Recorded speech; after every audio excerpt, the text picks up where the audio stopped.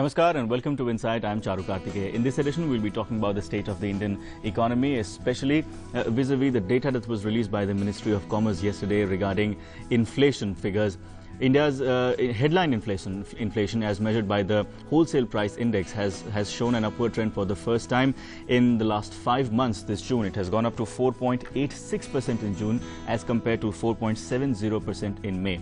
Now we know that the retail inflation that is measured by the consumer price index has continued to be stubborn for a very long time. There was some comfort on the front of WPI inflation, but now since WPI inflation has also shown an upward trend, we'll be trying to understand whether the continuous fight against inflation that the Indian economy has been occupied with for the last couple of years, where does this fight seem headed? Is the Indian economy, does this seem like a losing battle? And apart from that, against this background, we'll be trying to assess the broad state of the Indian economy. Joining me in the studio today is a distinguished panel of experts: Dr. Aman Agarwal, Vice Chairman with the Indian Institute of Finance; Annapurna Singh, Special Correspondent, Deccan Herald; and Prakash Chawla, Senior Financial Journalist. Welcome to Insight, all of you. Aman, I would like to begin with you. First of all, if I could get your assessment of the reasons of this spurt in WPI inflation. You see, when we look at the last few months, or in fact even the last 1.5 months, we have seen a tremendous depreciation of the Indian rupee, which has actually in turn made all imports quite expensive. One of the two important commodities in the imports which does raise, and one is the fuel, which is there, and you will see in the next few weeks we will see the fuel prices going up tremendously. Right. And this fuel actually in turn raises the cost of transportation and the costs which are to be borne by people at large, both in the commercial sector as well as in the government sector. And this will ultimately be coming to the market. It takes about a week to 10 days for this particular thing to happen, given the adjustments of the price movements in the international market to be adopted by the oil companies. I think we will see this happening in this week and the next week, and that is going to fuel further inflation in the markets. This particular inflation which has gone up is not only because of the rupee, but also the unprecedented structure which is coming forth, which is not clear before the industry or the international markets as to where India is going. Given that we are going ahead for elections, there is a huge structure which is coming in where uncertainty is coming into play, no concrete steps are coming in, bold statements are being made, like we are going to move into the next reform process, like we saw the Honorable Prime Minister make a statement of wanting to move into opening up FDI and moving into the second reform. But what is that reform are we talking about? Being an agrarian economy, an economy of masses, is there any focus on the masses or the agriculture?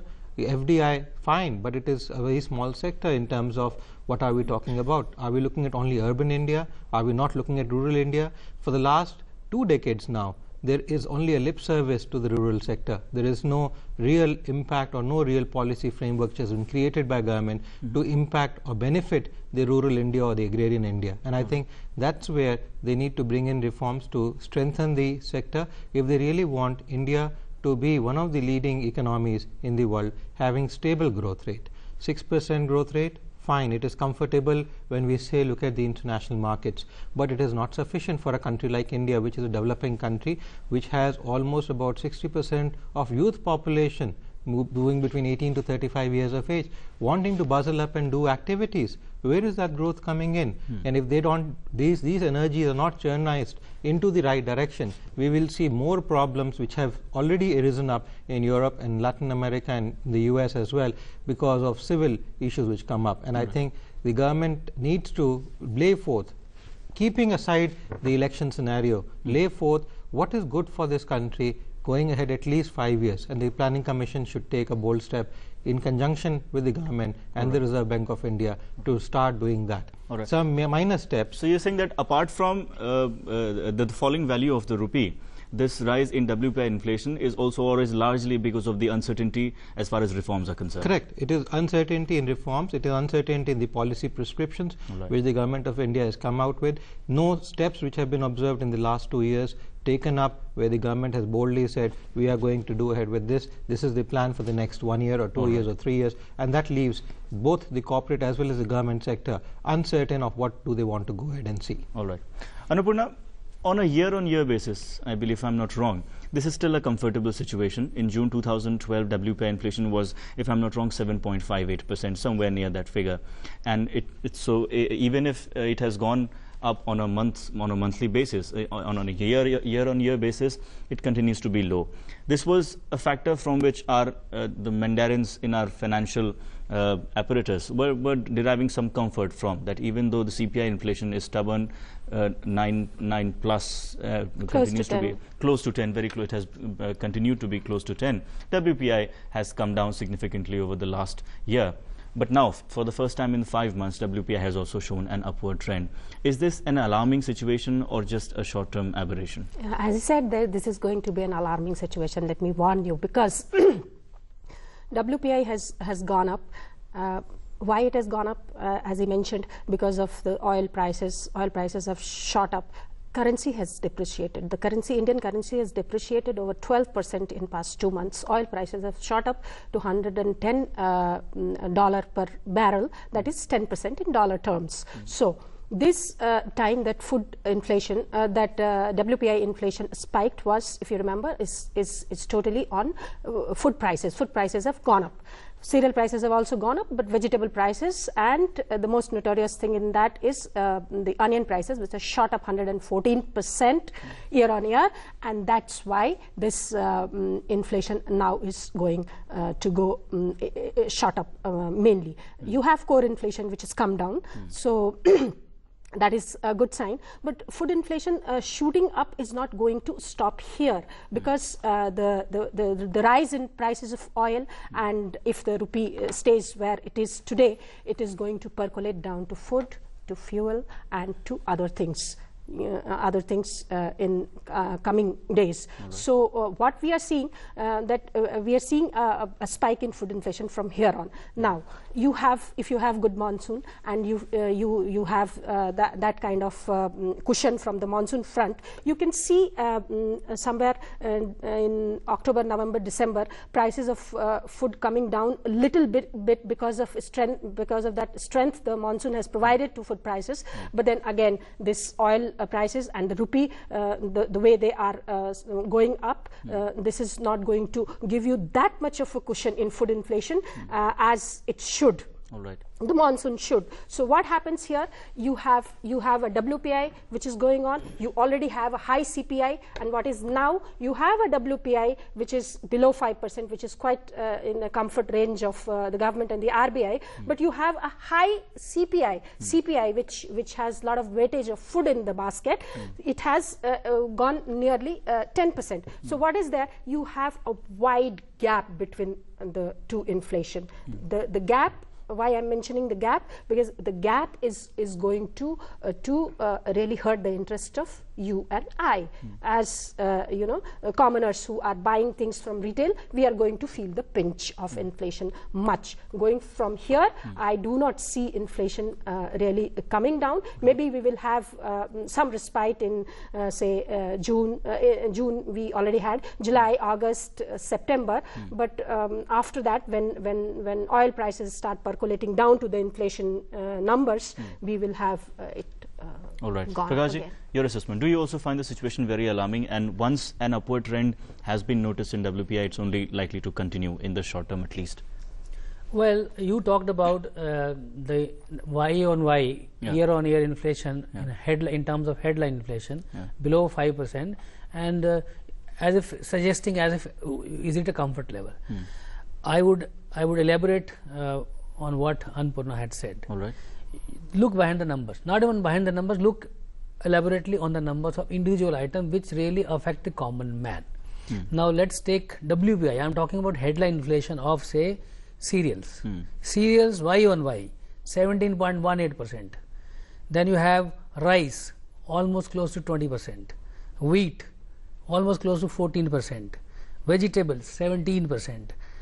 Onion, as she said, 114%. Now these are, mind you, WPI numbers. Now the gap between WPI and the consumer price index is almost 100%, double. Now, which means the numbers I gave you in terms of vegetables, cereals, you have to double it at the retail level. So essentially, what does it mean? It means that the prices of cereals would have gone up by 40%. Prices of vegetables would have gone up by extra 30%. So when you have a situation where consumers are paying 30%, 40% extra of items which are of daily use, so his life, it's a huge kind of a tax on him. It's a huge kind of tax on him. And what does it happen? It takes the confidence of the consumer away from the economy, because I'm not left with much of a purchasing power. Yeah. So what do? My confidence gets depressed. As a result of the entire demand chain in the economy also gets affected very badly, and the result is a minus industrial production that you saw in May. Yeah. So going forward, it's a situation very difficult, very challenging. What RBI did yesterday is nothing short of firefighting. So you are resorting to, the situation is making you resort to firefighting operations. All right. So at this point of time, you are in a firefighting mode, and right now, if you ask me frankly, where are we heading for? We are heading for a difficult times looking forward. All right. So the rise in WPI inflation figures has clearly shown that we are headed for very difficult times. What the RBI has been doing as far as its limited purview of regarding the monetary policy is concerned has not been able to affect or impact the rising situation as far as prices are concerned much. What needs to be done to counter this sort of situation, to prevent the alarming situation that we are headed into, even though in the short run? That's what something that I'll be trying to find out on the other side of the short break that we are slipping into. Stay tuned to Insight.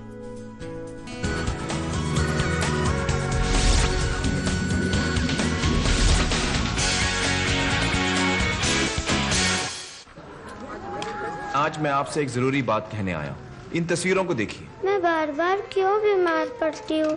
मुझको school में सब बुद्धू बुद्धू बोलते रहते। मैं डरने में भागता हूँ ना तो थक जाता हूँ। ये सब कुपोषण के लक्षण हो सकते हैं, लेकिन कुपोषण से बचा जा सकता है अगर हम 4 बातों का ध्यान रखें। 1. गर्भवती को खाना अच्छा मिलना चाहिए, सामान्य से 1/4 ज्यादा। 2. माँ का पहला गाढ़ा दूध अच्छा होता है, सच्चा होता है, उसे फेंके ना, उसे बच्चे को जरूर पिलाएं। 3. बच्चे के 6 महीने का होने तक उसे सिर्फ माँ का दूध पिलाएं और कुछ भी नहीं, पानी भी नहीं। और 4.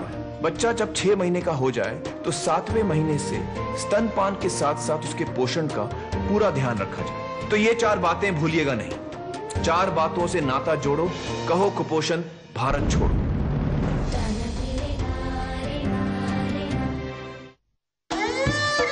मुझे पैसों की बहुत जरूरत है। इस गोल्ड ज्वेलरी के कितने पैसे मिल जाएंगे? बहन जी, ये तो सब पीतल है। What? अब मैं क्या करूं? अब मैं अपने बेटे का एडमिशन कैसे कराऊंगी? अगर आपने सोने की ज्वेलरी खरीदते समय उस पर हॉलमार्क के 5 निशान देखे होते तो आज यूं निराश न होना पड़ता। हॉलमार्क का निशान, शुद्धता की पहचान। जागो ग्राहक जागो।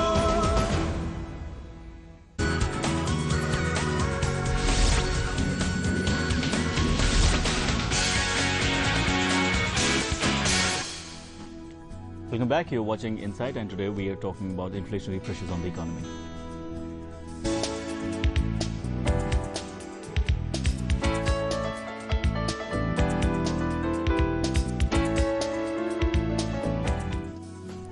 Aman, I remember in the last couple of years, ever since that we've been talking about inflation, and we have often, including you, all my experts in the studio, have always stressed upon the fact that it's something beyond the domain of RBI. RBI has very limited ambit as far as controlling prices is concerned. It's largely a supply side constraint for which broad term policy measures are needed. So, I mean, we've been talking about for a very long time. So, ever since that time, there has been absolutely no progress or very little progress as far as addressing the supply side constraints is concerned. Your take on that? You see, I would like to rectify. First of all, RBI has a major role to play in terms of calibrating or mandating inflation to a certain level.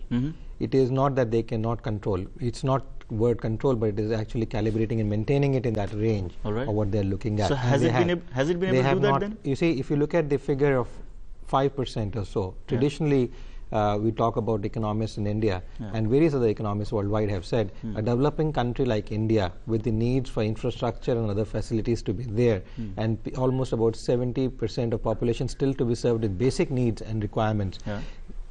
Inflation of 5 to 6% is a comfortable zone for India. Because it becomes a consequence of growth. Correct. But in the last 2 years, that base has actually gone up tremendously. So when you look at the base higher, then 5% even becomes a big bite.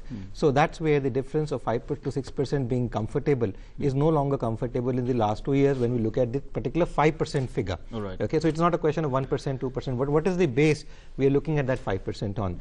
Now there are two sides of it. One is where the Ministry of Finance and the Reserve Bank of India comes into play to try and regulate, structure it, which is either by controlling fiscal deficits, by controlling money supply, by taking other monetary measures which the Reserve Bank and the Ministry of Finance can inculcate to go about curbing that inflation. Putting in certain policies in place also helps curb, like strengthening a local currency. That is, if you strengthen the rupee, automatically you will see inflation bite coming down. We saw that when the international crisis in 2007-2008 broke up, we had the rupee strengthening up almost by 10 rupees against a dollar within a span of about 2 or 3 months. And we saw that the world was crying out of inflation as the factors, and India was comfortable and the inflation figures were coming down. And so strengthening of a rupee automatically also helps. So there are policy measures which both the Reserve Bank of India and Ministry of Finance can put forward to bring that inflation into a manageable and comfort zone. Second part, as you rightly said, is the supply part. Now supply has been an issue which has been in debate for the last 30-40 years. One is reaching the masses, the food grains, the other commodities. Second is the hoarding. It has been observed that whenever inflation bites up, then the possibilities and structures of hoarding become higher. And the reason being is that a person who is a supplier, who is one of the mediators in between, he knows that suppose I am selling a commodity at X price, I can sell it at 2x within a day or two, because then blaming it on inflation without any inflation biting him at all. He will hold that commodity, and after 2 days he will say, I will sell it for this. So in certain perishable and goods, it is only for a few days. In other non-perishable, which have a longer period of perishability, it can even go up for hoarding purposes. Now that has been a common practice which the government of India knows very clearly. Very little steps have been actually taken to curb hoarding. There is some movement which takes place for a day or two to bring it in the light of the media and to ease the people at large, and then it stops again. Now that there needs to be concrete steps in doing. Secondly is the wastages in supplies which take place in storage houses all over the country. Now that kind of wastages, it is better to supply that, dump that particular product to the masses, at least to the lowest level people. Throw it like we throw when we give goods in donations to various countries in times of distress, like in Uttarakhand, which we are having. In these times, Government of India and other governments come up and give. Let them distribute that. That will automatically bring the prices down to a level, instead of letting that particular product get rotted in the storage houses and ultimately becoming a cost, because that storage house also has a cost in terms of holding that goods which is there with them. So I think there needs to be. We have almost about 4.5% of growth of agriculture. We have a potential to have a growth of about 10 to 12% in agriculture itself, with about 65 to 70% of population in agro-based industries. I think that's where the government of India needs to look. So controlling that supply is important, but then both measures need to go hand in hand. One more thing which I would like to add upon is that there is no tandem between the banks and the central bank today. And that is one of the major also contradictions for inflation not being in control, policy prescriptions not being put forward. That is, the Reserve Bank comes out with a policy. I would request you to hold your thoughts. We'll come to that point subsequently. We'll take it up in detail. But first, let me involve the other panelists also as far as the other two measures that you talked about. Annapurna, first of all, before coming to the supply side constraints, I would ask you to elaborate upon that a little. But the first thing before that, Amar mentioned, how much for scope do you think that the monetary policy has as far as controlling inflation is concerned, and how do you think the RBI has performed as far as just tinkering rates and trying to keep inflation and other monetary measures are concerned? As far as supply side, today your food inflation is basically because of your supply side measures are not updated. So as far as supply side is concerned, I think RBI has very little role to play in that. Supply side is something which has to be managed by the government itself, government of the day. So what is supply side? Your transportation. Something happens in Uttarakhand and that hampers your supply something happens in Haryana, that hampers your supply. Some little bit of flood has come in Faridabad, that happens your supply. Why? Because your transportation is not up to mark. Your things are not being able to reach up to Delhi to be sold here or to other places which do not grow food or vegetables. So how much of a room does that leave the RBI with to help to affect the situation? Here, especially in food inflation, RBI really cannot do much. All right. No, this is what I believe. Here the government has to, you have to see if your transport you are going to correct, then you have the margin problem, margin of the retailer and wholesaler, then whatever he talked about, the hoarding problem. So these kind of constraints the government is going to address, not the RBI today. RBI's role is there in monetary policy, but where the food dynamics is concerned, I don't think RBI has much to say about how do you control your food inflation. In fact, RBI waits for the government to control its food inflation to really manage its food dynamics before it takes into account policy measures, before it really analyzes how it has to go about in the next policy review. All right, Prakash, your take on that. How much can the RBI do? Well, I would take it that RBI has a role and RBI doesn't have a role. RBI has a role so far as the what is called the non-core inflation is the core inflation is concerned. But when it comes to the food inflation, as Annapurna said, when it comes to food, it's a more function of management of the economy. And I would like to go beyond RBI and Finance Ministry, because here, when you talk about supply chain management, the roles of different ministries come into play. Right. Agriculture Ministry, the Industry Ministry, the Food Processing Ministry, and very importantly, the role of the state governments. Right. So far as the management of the food supply chain is concerned, at least you insulate the common man from the inflation bite. Coming back to RBI's role, RBI does have a role, as Professor Agarwal said, that it can calibrate. I'll tell you how. For instance, rupee management, the currency management. Now, there is a lot of imported inflation. And imported inflation again is a function of two things. One, the global crude price is going up. The other is the currency depreciation. Right. Now, the currency depreciation, RBI has a role because you have to calibrate, keeping in mind your forex reserves, like they did yesterday, firefighting arrangement, but I wish they would have done some measures earlier. So, RBI has a role in controlling the currency management. But we see the RBI continuously telling us that it is more because of global factors, and we don't know global factors, the global factors, yes. Yeah. But what happens to global factors? You can't sit back and relax. If Federal Reserve is doing something, if the bond yields in the American markets are going up and the money shifting from here to elsewhere, now what they did yesterday, they are trying to do what? They are trying to improve the bond yields here so that money doesn't go outside. Now, why this late reaction? Why we didn't do it last 2 months? Because after all, the situation had started about a month ago. So the issue is RBI does have a role insofar as the management of the currency is concerned. In our economy, because we are a net importer economy, our trade deficit is something like $200 billion. This year is going to be more than $200 billion. So once you have a net importer economy, so the role of RBI becomes important, because then currency play comes into play. And in the currency play, RBI does have an important role so far as the imported inflation is concerned, so far as the core inflation is concerned. Food inflation, demand elasticity doesn't get affected too much by the interest rates. All right. Aman, now if you could come back to the point that you were making. Before coming, I'd like to add 1 or 2 points here. First of all, some steps which have been taken up a year back, they introduced a margin rate system, which was actually to curb and facilitate the banks with liquidity. That liquidity never got passed on to the consumer. That's why I said there's no tandem between the Reserve Bank and the bank. Last 4 years we have seen that whatever Reserve Bank of India projects and says to be done, the banking industry, whether it is a scheduled bank or a government bank or a private bank, does not implement it or follow it in the market. And the result, there is a complete mismatch which takes place.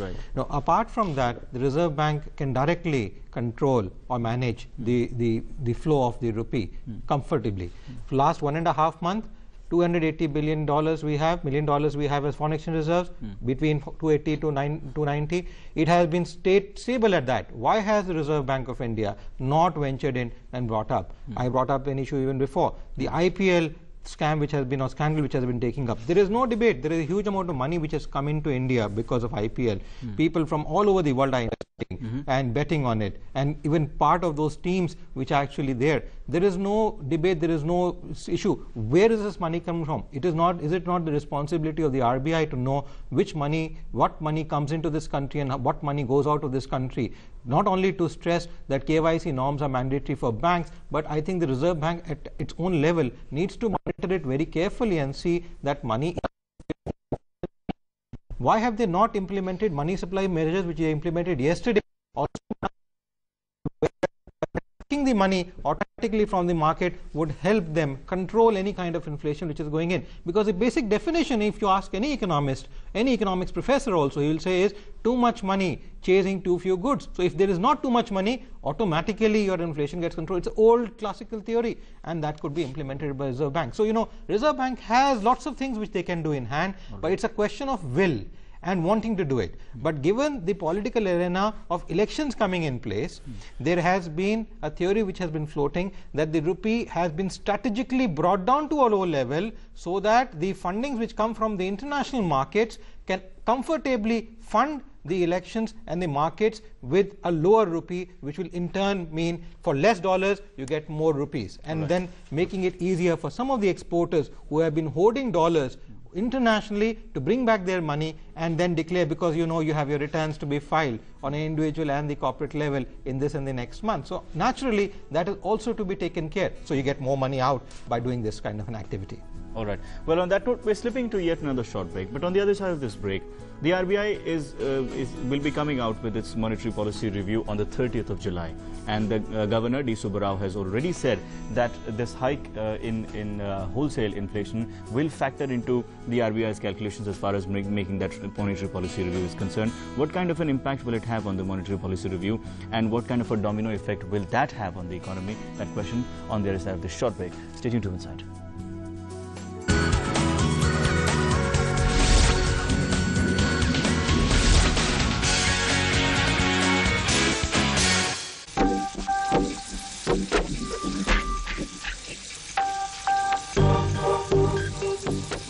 हाँ? आप कुछ भूल रही हो। क्या भूल रही हूँ? आपने नल नहीं बंद किया। अरे ध्रुव। क्या दीदी? तुम कुछ भूल गए। क्या दीदी? तुमने जाने से पहले लाइट नहीं ऑफ की। उतना ही इस्तेमाल करें जितने की आवश्यकता है। आने वाली पीढ़ी को उनकी सुविधाओं से वंचित न करें। जागो, ग्राहक जागो।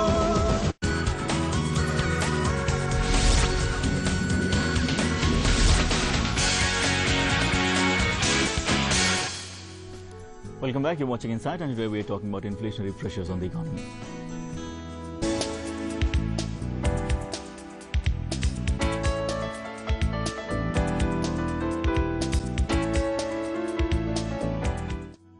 Annapurna, what kind of impact will this WPI hike have on the monetary policy review that the RBI will be making on the 30th of July? This is one thing that RBI is going to take into account, the spiking WPI inflation into when it is going to make adjustments in monetary policy in the end of this month. But there is another thing which has happened overnight, which is in last evening, the RBI has kind of, you know, tightened the liquidity flow and make measures very stringent for the banks to borrow from RBI. So how is it going to percolate down the line? Your interest rates, which the banks pass it on to you, are going to get hardened. And this RBI has done even before taking a step on 30th July, that it has sort of made an environment for hardening of interest rates. Okay. Now, when interest rates have hardened, you have a little bit to you know, your borrowing costs goes up, and you borrow less, you produce less, your manufacturing is also going to be impacted going forward. Now that core inflation that we have seen at 2.1% this month, instead of what it was earlier around 2.5%, now that is also going to be going to go up going forward, because your borrowing is going to be really constrained from here on. So what RBI is going to do on 30th July is surely it is not going to give you any respite in the interest rates because of inflation, and because the stand it has taken up to tame the rupee going over 60. All right. Also, Annapurna, your take on what Aman said about other banks not following through. There have been occasions when when RBI has eased interest rates, but the other banks have not passed on that benefit to the consumer. And in that situation, probably the RBI could have done much more, but it failed to. Your take on that situation? How will RBI, tell me, if RBI has eased interest rates, say by 25 basis points, and the banks have not percolated it down to the consumers, actual consumers, RBI can only ask them to do so. But the banks have their own problems. Some have little less liquidity, some have a lot of liquidity. They are doing it. SBI has done it. SBI's base rate has been higher than any other bank. The other banks have done it after FM actually nudged them to do so. But then now the RBI, the steps that RBI has taken last evening is going to make your deposits very tighten. If your deposits are deposit rates are tightened, your credit is also going to be affected by that. So how you expect the other banks to really now on to give you the benefit that they are getting from the RBI to the actual consumer? It is now the situation is really changed. They say, FM has said today also, that this is very temporary measure. This is only to tighten the liquidity in tighten the speculative position in the market. But yes, it is going to the speculation, it is going to hit that speculation in the market, but it is also going to tighten the interest rate. And if the interest rates are tightened, obviously borrowing is also going to be affected. If your borrowing is going to be affected, your manufacturing is going to be affected, your production is going to be affected. And what we have seen this month, the contraction of 1.6% in IIP, the industrial production numbers, I think we are going to see much more in coming times. All right. Prakashji, only a fortnight to go for the monetary policy review. What are you expecting? Well, the picture is very clear. No interest rates cut. That's I think it's a done deal. I don't think anybody is expecting interest rates cut at this point of time, especially in the wake of what happened last evening by RBI. The other thing is the impact of the interest. You have a situation where you have high inflation. You have a situation where growth is low. You have a deadly combination, and very bad for the economy. Industrial production is in a kind of a mess. Only hope, and because you have good monsoon this time around, so at best you can expect agriculture growth in this fiscal maybe 3.5%. Industrial manufacturing, industrial growth would not cross more than 3%. Services at the best 6.5%. In the end, you might end up below 5% this fiscal. All right. Below, you have a prospects of growing economy 4.5%, below 5%. And in the situation you need to generate employment. So you are in a bad situation. Interest rates are not going to come down. Problem for the government and for the RBI is that when you have a difficult situation, the biggest villain today of the piece was the rupee. The pressure on rupee was the biggest, so they had no choice but to attend to this urgent problem. So once you attend to this urgent, it has a fallout. The collateral damage is there. The collateral damage is that interest rates, when people thought that they might reduce them, now you have a certain situation where the interest of coming down, they'll rather harden. However much the intention of the finance minister could be, of the government could be to bring it down, but intentions really don't matter when the situation is difficult. What do you do? So we are in the situation, interest rates, we got to live with high interest rates. For some time we got to settle for less growth. All right. And the only hope, if they can manage the economy supply side well, at least they should bring the food inflation down so that common man is insulated, the consumer confidence is restored, and only then the situation can be saved.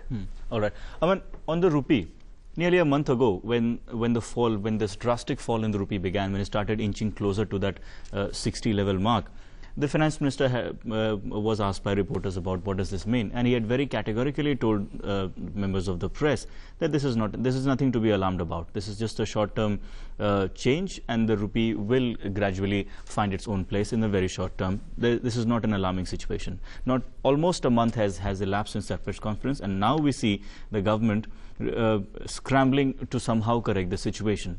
So, do you think not admitting that this is an adverse situation nearly a month ago has also impacted the firefighting process that has begun very late? No, as I said, even when I came last at Lok Sabha on this issue, I clearly told very clearly it is what Reserve Bank of India and the Ministry of Finance is doing to balance their balance sheet and the fiscal deficit position. You see, if you look at the fiscal deficit position, there has not been much change. They have actually kept it at the same level to show that there is no fiscal deficit. And how they have done it is by letting the rupee fall to a lower level, because the assets of our reserve bank or a central bank in any country is in dollar or some major currencies and in gold, which is also in dollar terms. So as soon as the rupee falls down, your balance sheet assets value goes up, and even if you have deficits on the side, they disappear to a great extent because your value has gone up. So the deficit doesn't come into play.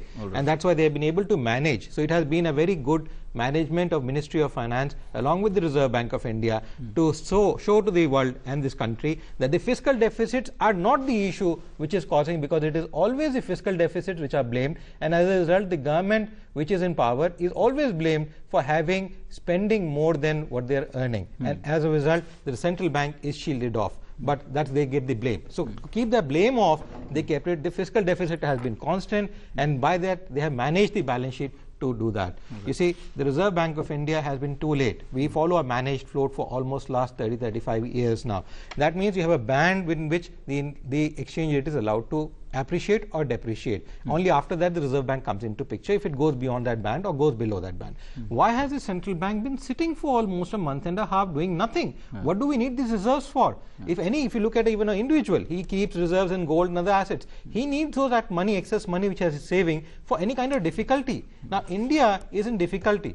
Has the production gone down? Has the international confidence gone down? It has gone up. Last 2 days I have been reading news about even a company like Vodafone saying that we are gaining business here, who has had to have suffered hugely for last 2 years, pain of agony as well as financial. They have said it. Other companies are also coming up back again. If the industry is growing up, international confidence is growing up, your growth is constant at 6% despite the global recession which is taking place. You have been able to curb your inflation from 7, 8, 10% coming down to 4.5%, 5% from international perspective, which is quite good.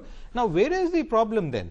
All economic parameters are good. Indians are fairly comfortable. Then where is the problem? The problem is that the central bank and the Ministry of Finance have done it in an intentional structure and not in a way which will benefit this country, only to save their face, keeping elections in mind, and which needs to be recalibrated. So you're saying essentially two things. One is that a delay has led to the precipitation of the crisis, and secondly that this delay was deliberate. It was intentional. Correct. Annapurna, your take on that? I will take it forward. I'm going to be a little more blunt than what Aman was. You see, they have he rightly said that Finance Ministry and the RBI have done things in tandem to keep the fiscal deficit about which the Finance Minister is very much concerned. He has voiced his concern in overseas, in Indian markets. This has led to the rating agencies to kind of upgrade our rating. But then are we really going to achieve that number, that 4.9 and 4.8 next year? No. Why? See, again, the crude dynamics is here. The rupee is here. So your rupee is depreciated. Your crude is going up. You are a net importer. Your oil subsidy bill, your diesel prices, you are raising by 50 paise per month. But even by the end of March, you keep raising diesel prices by 50 paise per month. You are not going to you are going to incur a lot of amount on oil subsidy. So your oil subsidy bill is going to rise and going to give you, according to economists only, around 3.3 to 0.4% slippage in your GDP. Then you have a 10,000 crore of food subsidy bill for your food security. This together is going to give you 0.5% slippage in GDP. How are you going to achieve your fiscal deficit at 4.8%? All right. Well, Prakash, I would also come to you for your take on it, but before that, it's time for us to slip into a very short break. The discussion will continue on the other side. Stay tuned to Insight.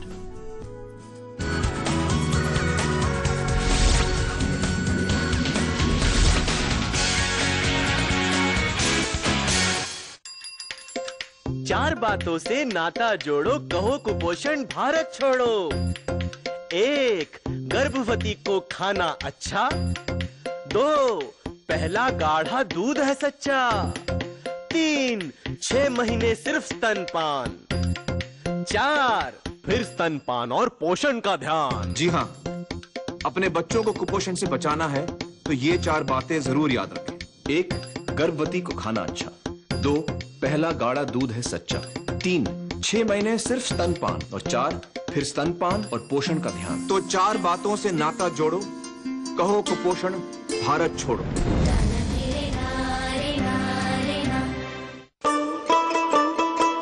Shyamu, देखो फिर आ रहा है, नया TV मांगेगा। मैं निकलता हूँ, तू टाल दियो। जरा रुकिए। हाँ बोलिए। ये देखिए कंज्यूमर कोर्ट का फैसला। ये कागज किसी और को दिखाना, इससे कुछ नहीं होगा। अब जरूर होगा। अदालत का आदेश ना मानने पर तुम्हारे खिलाफ वारंट जारी हो सकता है। तो क्या? तो तुम्हें 3 वर्ष तक का कारावास या 10,000 रूपए तक का जुर्माना या दोनों हो सकते हैं। समझे? समझ गया। जागो ग्राहक जागो। कल मैं बड़ी मुश्किल में पड़ी जब प्रिया ने मुझे अपनी प्रॉब्लम बताई। कल मैं अपनी गर्भ निरोधक गोली खाना भूल गई। मुन्नी अभी बहुत छोटी है, कोई रास्ता हो तो बताओ ना। इस मुश्किल से निकलने का एक ही रास्ता है, इमरजेंसी कॉन्ट्रासेप्टिव पिल यानी ECP। अगर प्रिया की तरह आपसे भी ये भूल हो जाए तो 72 घंटे के अंदर ये गोली खा लें और बिल्कुल निश्चिंत हो जाए। लेकिन प्लीज याद रखिए कि ये नियमित गर्भ निरोधक उपाय नहीं है और बार बार लेने से हानिकारक हो सकती है। अधिक जानकारी के लिए पास के सरकारी स्वास्थ्य केंद्र में संपर्क करें।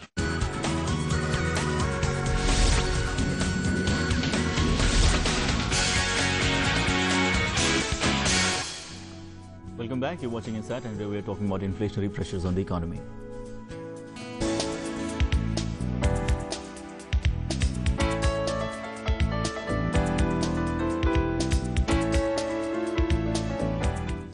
Prakash, your take on the point that Aman was making, that the nearly 1.5 month delay in government's response, it precipitated the crisis, and that this delay was also deliberate. Well, there are a delay by RBI, yes, because RBI delayed because we knew that the Federal Reserve, the moment they talked about this entire talk about tapering in the US economy had started, we just felt the pressure. So the money started flowing out. At that point of time, you know, they were in 2 minds what to do, because the problem with the RBI is they want to convey this message that we don't want to intervene on a day-to-day basis. At the same time, when the crisis comes, they want to intervene. So you have a managed float, you have a free float. Where do you stand? So that's the problem. They want to have one face for the public. Yes, we will let the currency flow. Then you have the other face. No, when you are hit, what do you do? Like they did yesterday. So they should have been more proactive for the last few weeks. Number one. Number two, there's a problem between some kind of a discordant note between the finance ministry and the RBI. So far as the management of the interest rate structure is concerned, you get one message from the finance ministry that we want the interest rates to be down, and then the expectation gets built. But what happened yesterday? The RBI governor flew to Delhi, then all these big wigs sat together, and then because RBI governor would have presented them a scenario which is, as I said earlier, what is the biggest problem today? Because imported inflation, and imported inflation has a cascading effect on the entire supply chain. So the biggest monster was, how do you tackle this rupee fall? So I think they took desperate steps. So delay was, yes, certainly there. They should have given in a much more mature, and now problem is, the other main problem is, what kind of signals are you sending? You know, the intention was to slide to stem this rupee slide, but today it is not really showing. So even if when the measures come into play, the signals that you are sending to the rest of the world are as follows: that look, the Indian economy, along with some other emerging economies like Brazil, are in complete problems. You are not sending a very good signals from here on. So that further shakes the confidence of the FIIs coming back to India. Because what is your intention? Your intention is bring back those global investors into Indian debt market especially, because a lot of money flew out of India from the Indian debt market. Now the US, today Federal Reserve Chairman is in command. As I said earlier in this program, problem with today Indian economy is, it is not RBI governor who determines the price of food basket of person sitting in Moradabad. It is the Federal Reserve Chairman who decides the food basket of Moradabad person or somebody sitting in Visakhapatnam. That's a problem. Well, you have to live with that because we are very well integrated with the global economy, like it or not. And that is being felt by the entire emerging economies, entire pool. Here the problem is, how do you manage? Because I read a RBI executive director speak in Singapore, and he said each country must have its own calibrated strategy. Why don't we do it here? Why don't we manage our food economy so well? Why don't we manage our industrial economy so well? What stops you from clearing the project? Send a few signals. Today we have a meeting. Hopefully something will come out that the reforms on FDI. Now this entire talk of caps being liberalized on FDI in certain sectors has been in play for the last 2 months. What made you wait that? Why didn't you do it earlier? At least signals would have gone to the rest of the world that reforms are on course. They mean business. So the problem with here the confidence has gone. The domestic investors don't have confidence.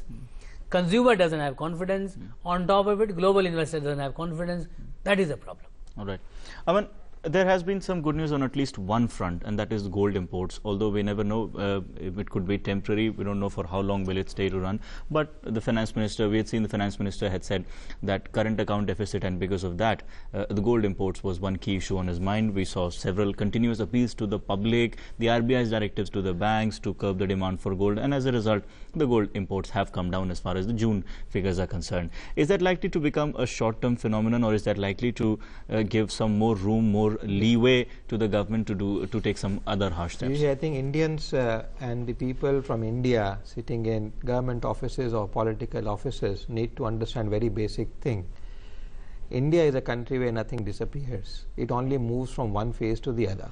So if you restrict it in the formal segment, it goes to the informal segment, and this should be very well understood. And gold is one commodity which the poorest of the poor will buy even if he doesn't eat one-time meal. That is the kind of consumption appetite for gold.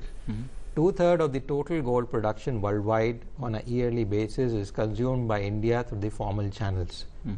Balance of the 1/3 of the gold production, 50% of that is actually consumed through illegal means which comes into India. And this is not the central bank of this country, but the people at large who consume this gold. Now if you see, you can't tell a person not to consume food after he has got in a habit of consuming a specified amount of food. Okay, there have been studies in trying to people to restrict bringing their vehicles from big cities to central cities by paying taxes. By raising taxes on cigarettes, has the consumption of cigarettes gone down for anyone? Maybe a month, 2 months maximum, and then he comes back to the same level. I think gold is a similar and even more addictive commodity which Indians have favored for ages and centuries now. It is not for today. And I think the government, ministry as well as central bank needs to understand this, that if they try and curb this, like various products went underground in 1960s and before, because of the rules and regulations introduced at that time, we will see the informal markets flourishing more faster, having gold being smuggled and imported into this country for the basic requirements and needs. Not to forget that we have almost 3 to 4 times of wedding seasons in this country which go up, apart from the regular need of gold demand which is there, which is by the people at large. And today even organizations, companies have started keeping their reserves in golds, not only individuals which were doing it before. So the needs and appetite for gold has increased, and it is impossible to curb that now. So the better way would be to let the rupee reach its appropriate level which it deserves to be higher, and let the gold import be as much as it wants. Doesn't really make a difference. And not strengthen the US economy by following the footsteps of the Fed. I think the central bank needs to understand one thing: the Fed needs to manage their own economy in the US and not India. India in no way is either dollarized or in tune with the US in specific. The trade imports have also reduced in the last 15 years after the euro came into picture, and we have now diversified portfolio, only remaining to 40-45% imports coming from the US in dollar terms. The rest have actually moved to various other currencies, as a matter of fact, and a basket of currencies are much more currencies than only dollar in specific. So I think as far as guidance, as far as understanding, looking at what have various central banks in the world, including the US, followed to strengthen their own currency or do their economy well is important. And I think the Reserve Bank is right in doing so. But as far as following their footsteps, you should understand that they have interest in their economy strengthening, whether the other economies goes to shackle, and that's the only way you can grow. You know, very old Kahawat which was there, how do you make a line small? Well, Birbal was asked, you grow a bigger line. So, you know, if you make the other line smaller, so automatically you grow bigger also. So that's the way the US has been running it for last 30 years, and I think people in the economic world know about this, and we need to be careful about this. All right. So on gold, you're saying that the lessening of the gold imports does not mean that the demand has come down, and we only have to wait till the festive season to see that the demand will once again rise. Your take on gold, Annapurna? Much has been said by Professor Agarwal on gold. What is gold's role in India? I mean, why are we curbing gold import? Basically to reduce our current account deficit. But is current gold only thing which is hampering your current account deficit? Is the gold only culprit? No. What are the other culprits which are really not letting your current account deficit at a level at which you want it to be? Is the fundamentals of your economy. What are those fundamentals? Your investment is not coming to you, your infrastructure is not up to mark. These are the only two things let us discuss. There are several other things. Why investment is not coming? Not because your cap is at 25% or 100%, least bothered. Other companies outside at this juncture are least bothered about your cap. Whatever is your cap today, say 45%, 49% is your cap. Have you received that much of investment from foreign countries? No. Why? Is that means it shows that your cap is not the culprit here. There's a general lack of confidence. If you had to raise this cap or remove this cap or bring it to a certain level, you could have done it 4 years ago. This is not the time. You're almost exhausted your 10 years, and now you're going to raise the cap. It is not going to benefit you anyway in these 7-8 months to really bring your cap wherever you want it to be.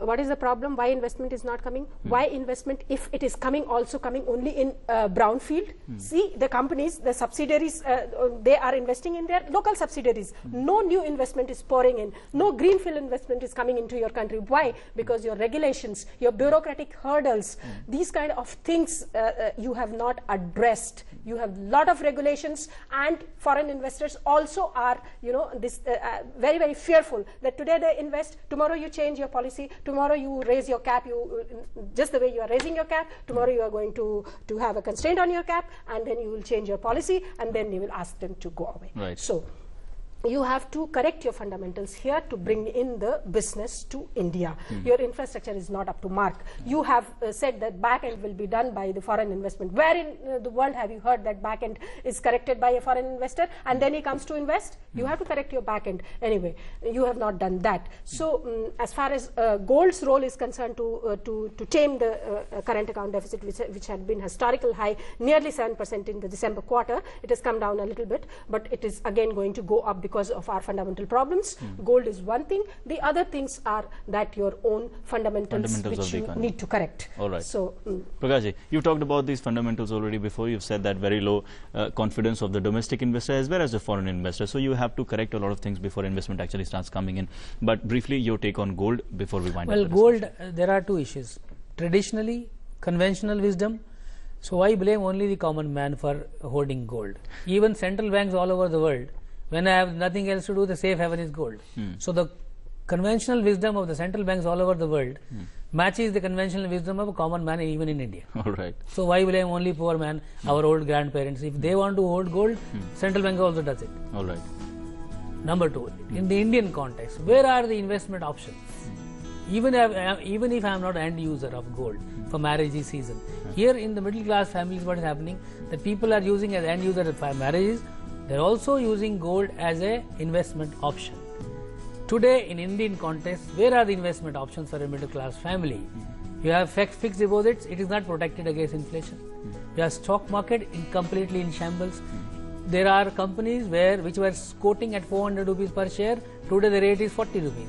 The poor fellow who has invested in 400 rupees, mid-cap companies, small-cap companies, there are hordes of them. People have burned their fingers there. So gold is a safe haven. Why blame these people there? Because gold is a safe haven. So fundamentally, what we must do is push our exports. All right. Merchandise export, services export, by hook or crook, give them incentive, incentivize them, somehow crack the export market, the trade deficit will come down, and then you don't have to chase gold. Then you don't have to worry about gold. All right. So it's a challenging situation. That's essentially the consensus that is coming out of the panel, and the delay in response has only precipitated the crisis. So it's only time that the political establishment probably realizes that we need to correct the fundamentals and take a lot of those reform measures that have been pending in the pipeline for a very long time. I'm afraid that's all I have time for in this discussion. Dr. Aman Agarwal, Annapurna, and Prakash Chawla, thank you so much for your time. Thank you. That's all we have for you in this edition of Insight. Thank you so much for watching us, and do stay tuned to Lok Sabha Television for more. Namaskar.